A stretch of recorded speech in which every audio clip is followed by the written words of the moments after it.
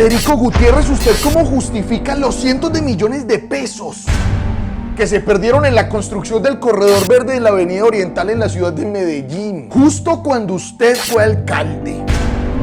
¿No dice ser tan buen administrador? ¿Cómo explicar esos salticos administrativos entonces? Dice ser el candidato de la gente aun cuando carga a sus espaldas el rechazo de trabajadores informales que denuncian haber sido víctimas de una persecución en su contra, liderada por su alcaldía. El ESMAD no se debe acabar. Dice y dice y dice, pero ¿cuál es el verdadero esquema de propaganda y manipulación montado detrás suyo? 3 razones para no votar por Fico Gutiérrez, capítulo 2.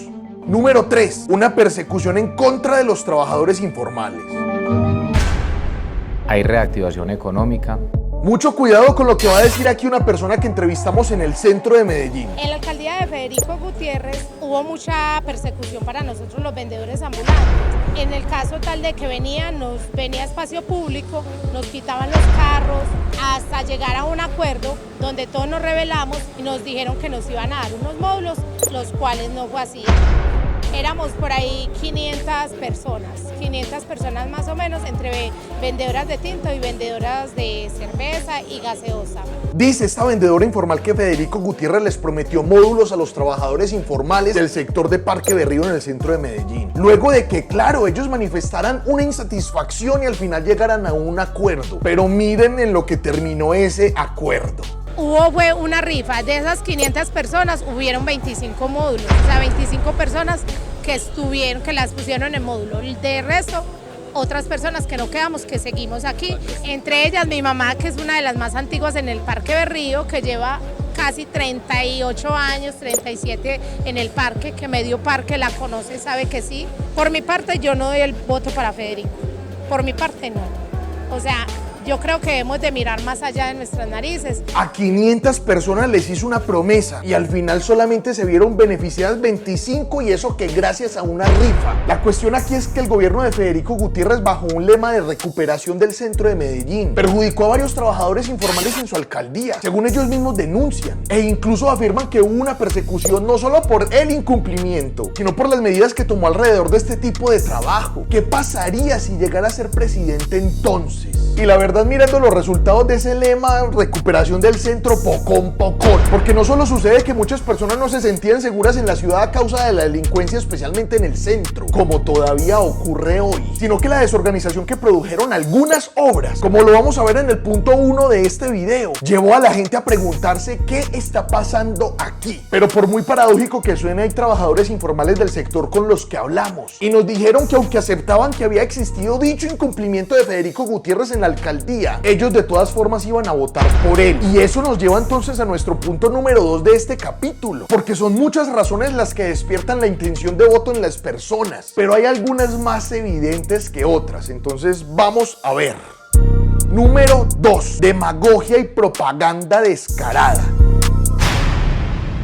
Antes que nada hay que entender que la crítica que se va a realizar en este punto a Federico Gutiérrez no radica en todo el dinero que él gastó en publicidad cuando fue alcalde de Medellín, a pesar de que a causa de ese gasto incluso la Fundación para la Libertad de Prensa lo apodó como el alcalde vanidoso. Este punto no se basará en eso porque ciertamente es una dinámica generalizada y naturalizada en la política colombiana. ¿A qué me refiero con eso? Que en realidad la gran mayoría de los políticos en Colombia la practican, incluidos los actuales candidatos presidenciales.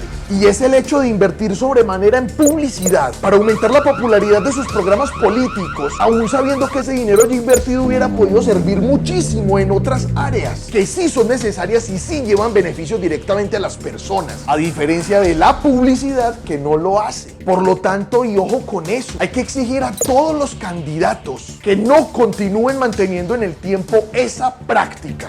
Ha pasado por muchas pruebas. Ahora sí, este video se hizo viral en el 2017. Un hombre desde su carro registra cómo atracan a una mujer 3 motorizados. Hay que entender que el atraco es algo más bien común en la ciudad de Medellín y sobre todo en ese momento. Miren esto. Están atracando un Renault Clio. Es una muchacha. Son 3 motos. La otra moto es OI 98B. Ya los están atracando.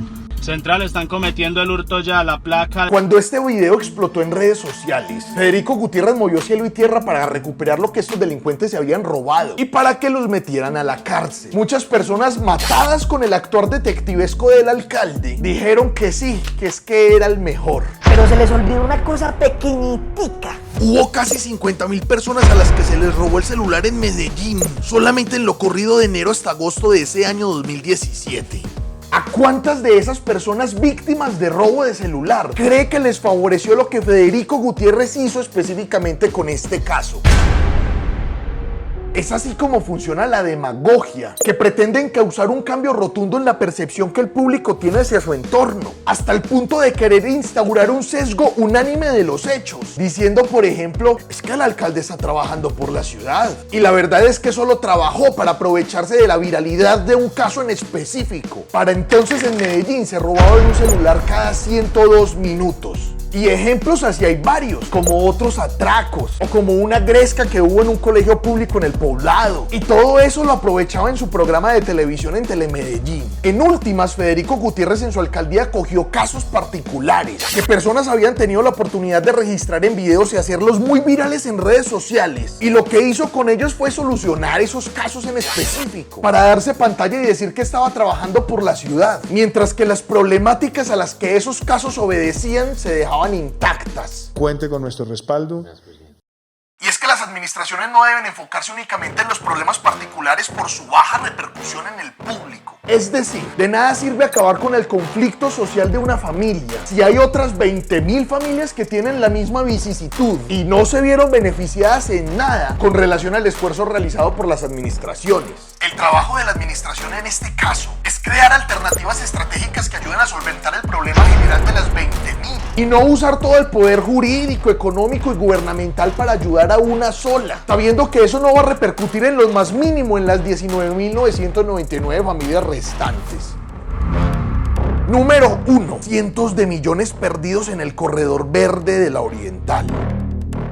El 12 de octubre del 2017 comenzaron las primeras reformas para suprimir las antiguas pirámides de la Avenida Oriental de Medellín y adecuar un nuevo corredor verde, con el fin de contribuir al medio ambiente y al paisajismo del centro de la ciudad. En la construcción, según la página oficial de la alcaldía, sobre la gestión en el centro de Medellín, que hablaba de una inversión de 6.566 millones de pesos. Portales como El Tiempo, en cambio, hablaban de una inversión de unos 8.000 millones de pesos. Hasta ahí, nada tan irregular. Para septiembre del 2018 la obra ya estaba terminada. Bien. Un año después, en septiembre del 2019, la alcaldía invirtió 30.000 millones de pesos más en la realización de nuevas estaciones del Metro Plus, que justamente estarían ubicadas también en la Avenida Oriental. Y aquí es donde empieza el problema. Para la construcción de estas estaciones del Metro Plus, fue necesario erradicar el 10% de la obra del corredor verde, que tan solo llevaba un año de construido. Es decir, la obra de la estación del Metro Plus obligó a destruir la obra recién ejecutada del corredor verde. Eso pudo haber sido un problema de planeación. Las personas en el centro estaban sorprendidas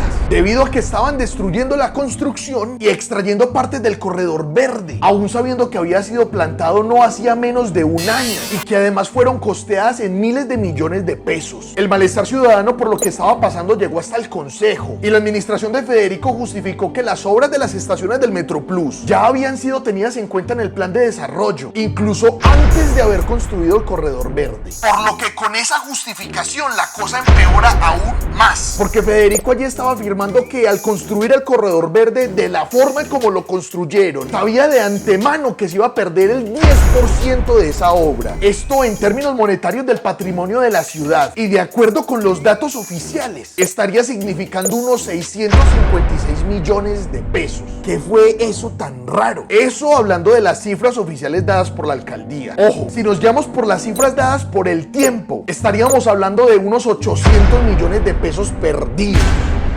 ¿Es viable para una ciudad perder 656 millones de pesos construyendo y destruyendo una misma obra en menos de 2 años? Si de antemano se sabía que en ese lugar iban a ir las estaciones del Metro Plus, ¿cuál era la intención de sembrar flora para meses después extraerla? ¿A quién favorecieron o qué fue lo que hicieron ahí? con el fin de no entorpecer la investigación. Si fuera una presidencia con una obra o un proyecto más grande, ¿qué pasaría entonces? ¿Volveríamos a caer en experiencias que ya hemos tenido como la de Karen Abudín en los 70.000 millones de pesos o en los 72.000 millones del puente de Chirijara? Hay que repensarse entonces la forma en cómo se han asumido estos 3 puntos que planteamos en este video.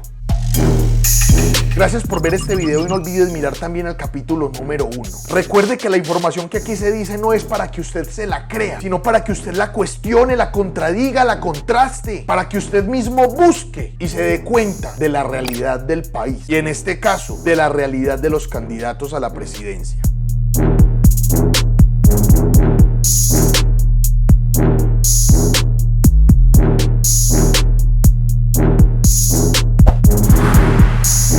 Una producción de Cofradía para el Cambio.